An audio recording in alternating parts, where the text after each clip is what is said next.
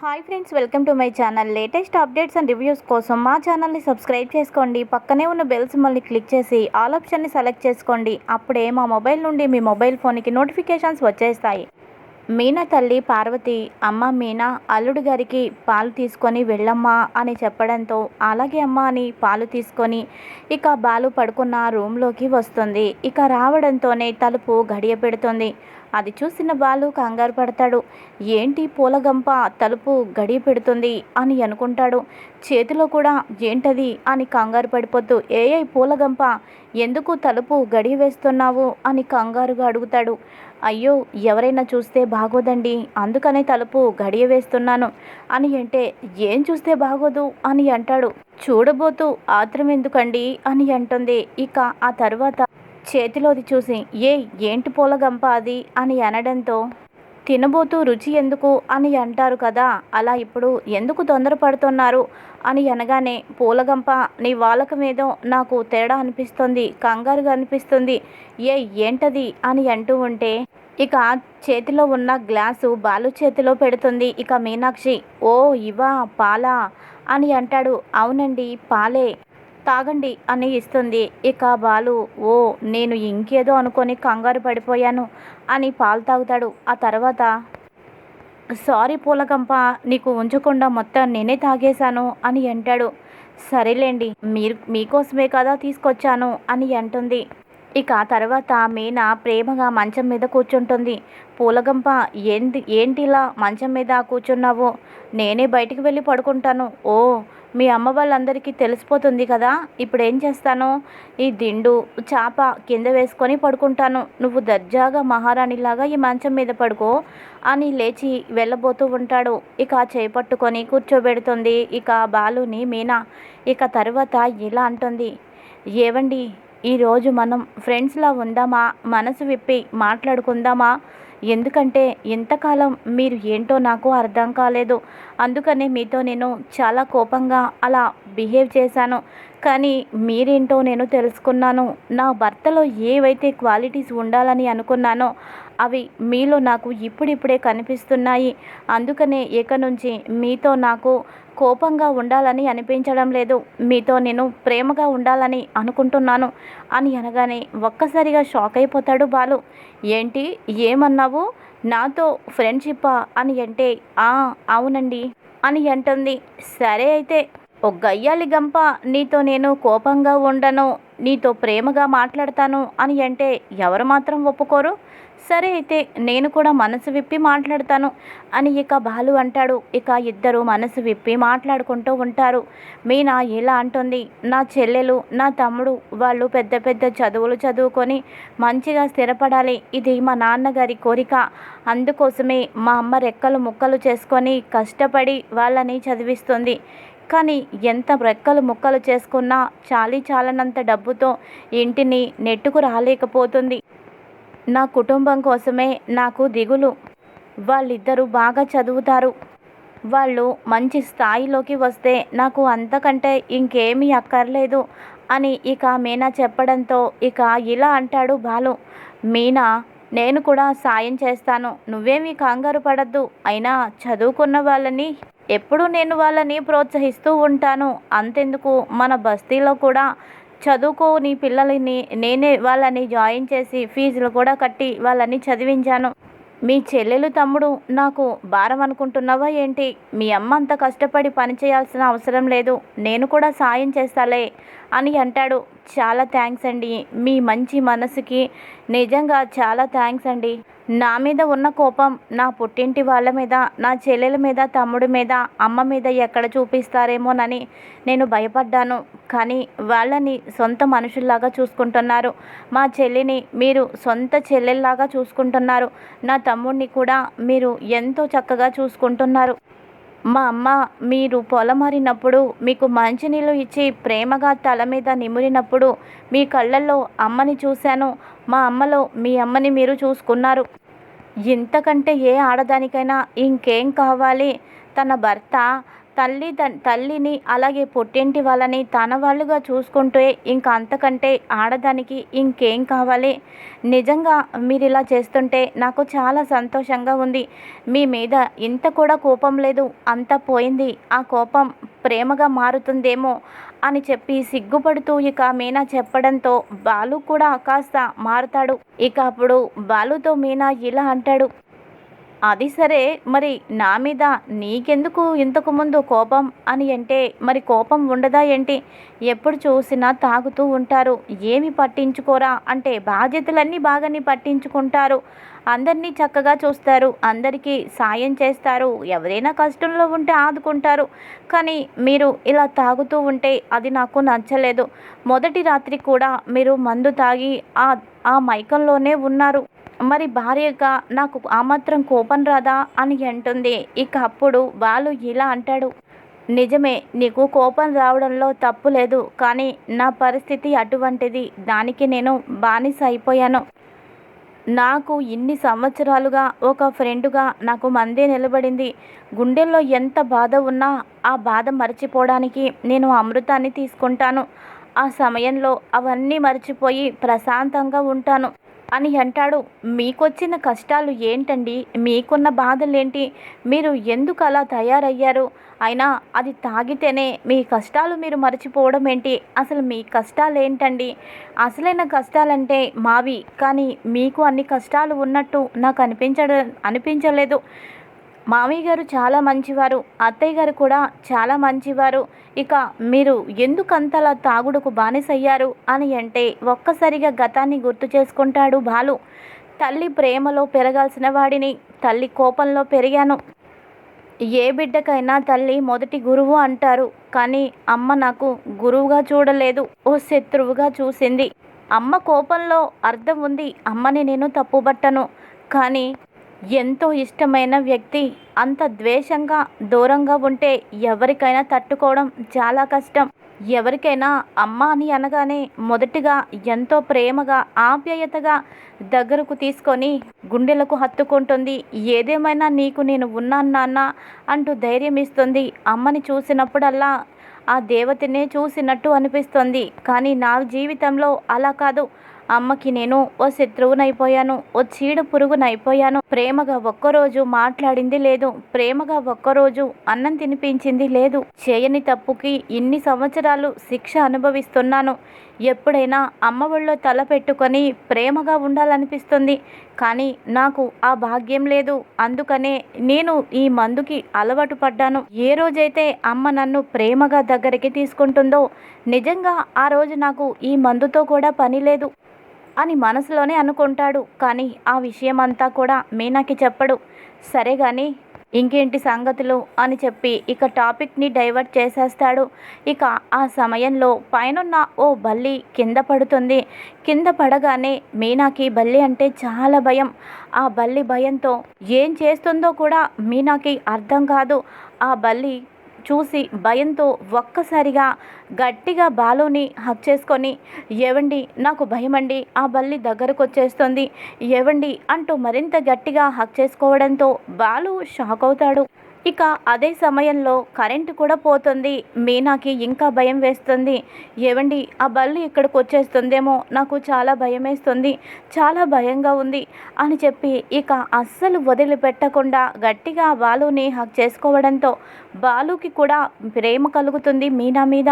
బాలు కూడా మీనాని హక్ చేసుకొని, నీకేం భయం లేదు, అది వెళ్ళిపోతుందిలే, నేనున్నాను కదా, నీకేం భయం లేదు, ఏ పూలగంప నువ్వు భయపడకు అని చెప్పినా, లేదండి అదంటే నాకు చాలా భయం, దాన్ని చూడగానే నా గుండె ఆగిపోతుందేమో, నన్నంత భయం కలుగుతుంది, ఏ పులినో సింహాన్నో చూసినా నాకు అంత భయం వేస్తుందో లేదో నాకు తెలియదు, కానీ దాన్ని చూస్తే నాకు చాలా భయం అండి.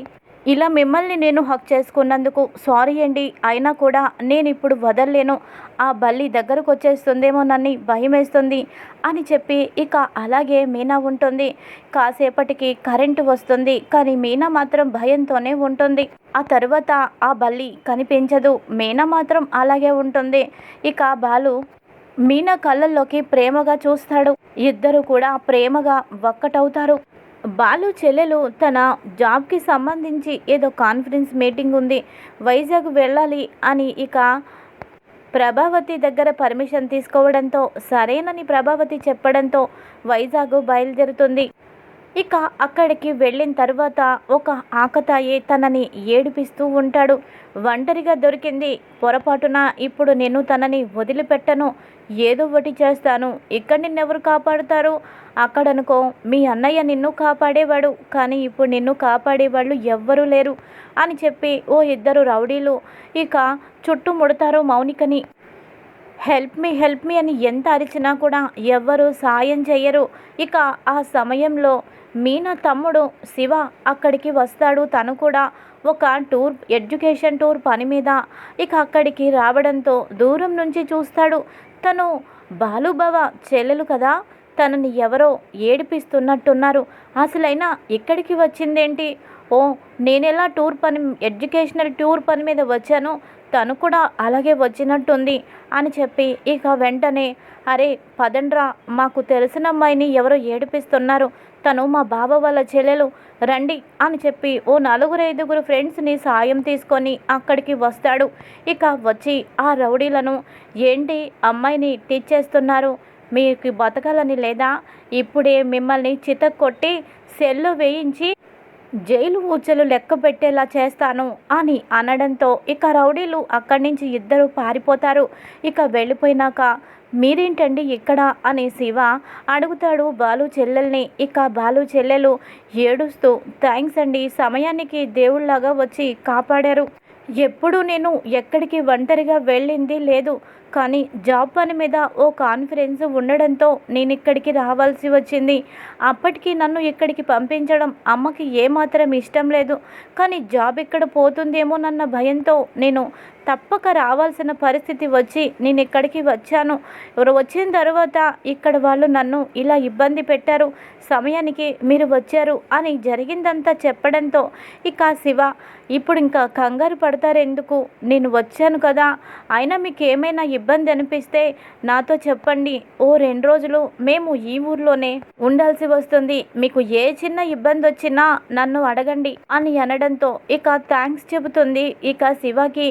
ఇదిలా ఉండగా ఇంకొక పక్కన ప్రభావతి తన కొడుకు కోసమే ఆలోచిస్తూ ఉంటుంది.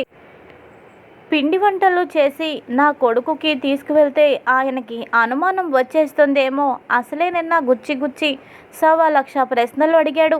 మీనాక్షి వాళ్ళ ఇంటికి వెళ్ళానని చెప్పాను, ఆ తర్వాత మీనాక్షియే ఇక్కడ తగలడ్డంతో గుడికి వెళ్ళానని అబద్ధం చెప్పాను, ఈరోజు కూడా గుడికి వెళ్తాను అని చెబితే ఖచ్చితంగా ఆయనకి తెలిసిపోతుంది,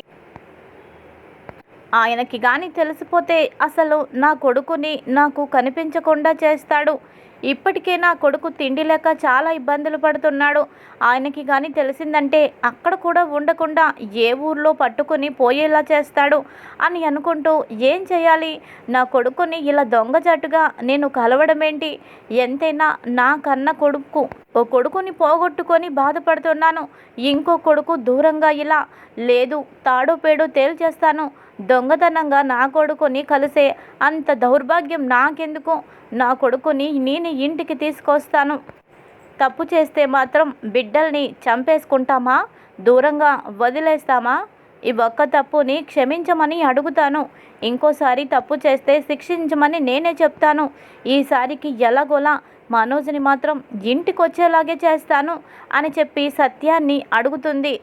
ఏవండి, మనోజ్ గడి పేరు చెబితే ఎందుకు మీరు అంత ఎత్తున ఎగురుతారు, పిల్లలు తెలుసో తెలియకో తప్పు చేస్తే పెద్దవాళ్ళం మనం సరిదిద్దాలి, వాళ్ళని తప్పుని కడుపున పెట్టుకోవాలి, అంతేకాని అలా వెళ్ళగొడితే ఎలా చెప్పండి అని అంటే నీ కొడుకేమీ పసిబిడ్డ కాదు, అలాగే చేసింది ఒక్క తప్పు కాదు 100 తప్పులు కూడా పూర్తయిపోయాయి, నా స్థానంలో ఇంకో తండ్రి కానీ ఉంటే ఇలాంటి కొడుకు ఉన్న ఒకటే లేకపోయినా ఒకటే అని ఎప్పుడో 2 ముక్కలుగా చేసేసేవాళ్ళు, నేను కాబట్టే బిడ్డల మీద ప్రేమతో బ్రతుకుతాను కాబట్టే ఆ పని నేను చేయకుండా వాడిని దూరంగా పంపేశాను, అయినా నీ కొడుకు చెడిపోవడానికి కారణం ఎవరో కాదు, నువ్వు చేసిన అతి గారాబం వల్ల నీ కొడుకు చెడిపోయాడు, వాడు ఇలా నాశనం అయిపోయి వాడి జీవితాన్ని సర్వనాశనం చేసుకున్నాడు, తల్లి బిడ్డని ప్రేమించచ్చు, కానీ ఒక స్థాయి వరకే ఉండాలి. హద్దులు మీరి అతి గారాబం చేసి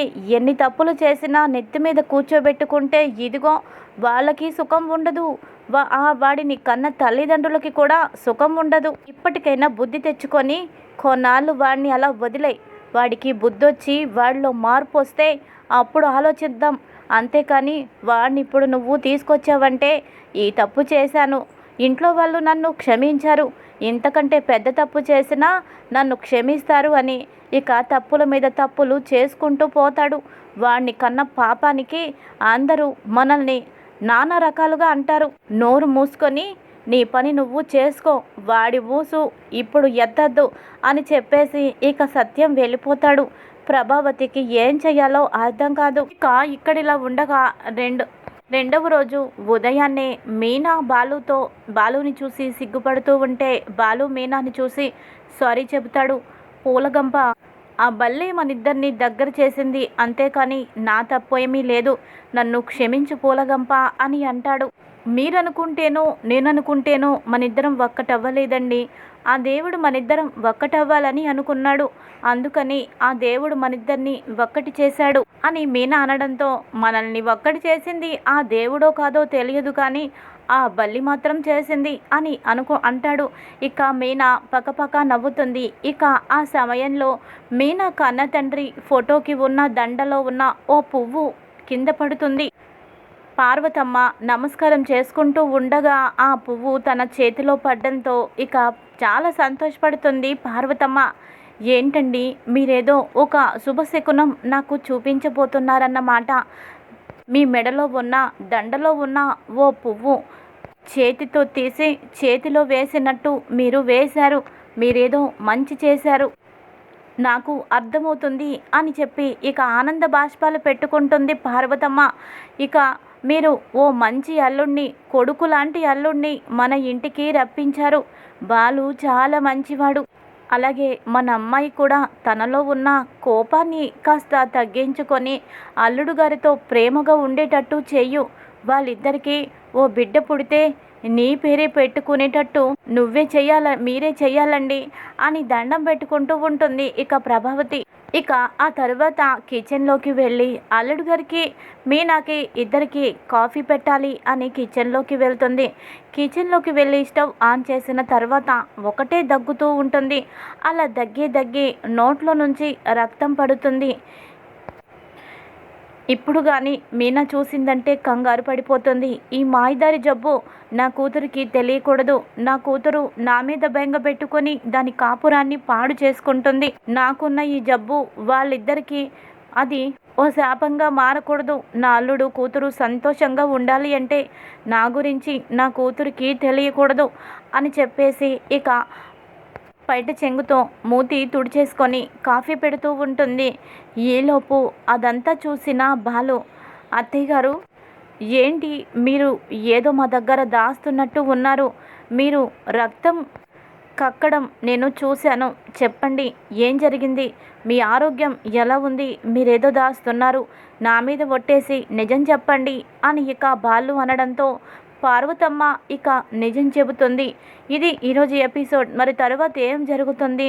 పార్వతి నిజం చెప్పిన తరువాత బాలు, నేను మీకు అల్లుడిని కాదు, నేను మీకు ఇక నుంచి పెద్ద కొడుకుని అనుకోండి, మీరు ఇక చాలా సంతోషంగా ఉండండి, మీరు మీ పిల్లల భవిష్యత్తు కోసం ఏమాత్రం ఇక నుంచి కష్టపడద్దు, నేను మీకు సాయం చేస్తాను, నేను మీకు అండదండగా ఉంటాను, ఇక నుంచి ఎండలో మీరు కష్టపడద్దు, మీరు విశ్రాంతి తీసుకోండి, త్వరలో మీకు నేను ఓ చిన్న పూల కొట్టు పెట్టిస్తాను, అంతవరకు మీరు ఎండలోకి వెళ్ళి కష్టపడద్దు, అసలు ఆ కొట్టు కూడా వద్దు, నేను మీకు చూసుకుంటాను అని అనడంతో వద్దు బాబు వద్దు, ఆత్మాభిమానంతో బ్రతికే వాళ్ళం, అలా వచ్చే అప్పనంగా వచ్చే రూపాయి మాకు అస్సలు ఇష్టం ఉండదు, అలాంటి రూపాయి కలలో కూడా మేము తీసుకోము, వద్దు బాబు వద్దు, కానీ నువ్వు మాత్రం ఒక సాయం చేయాలి, నాకు ఉన్న ఈ సుస్థిని నా కూతురికి నువ్వు చెప్పొద్దు, నా కూతురికి నా మీదే దిగులు, నా గురించి అది